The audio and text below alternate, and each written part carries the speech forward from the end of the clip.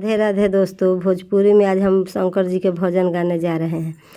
ऐसन नीर भेद जानी सोई महादेव, सब धनवा ले गइले चोर।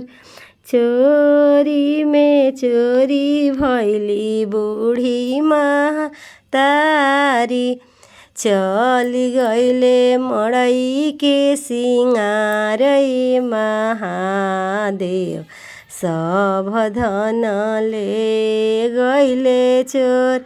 चोरी में चोरी भइले भंगिया की झोरी, चली गइले रौरिया हार महादेव, सब धन ले गइले चोर।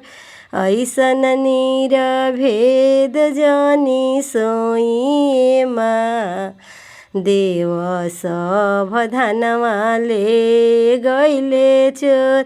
चोरी में चोरी भइले बासा बैलवा, चली गइले रौरी सवारी महादेव, सब धनवा ले गइले चोर। चोरी में चोरी भइले भंगिया के झोरी, चली गइली रौरिया हार महादेव, सब धन ले गइले चोर।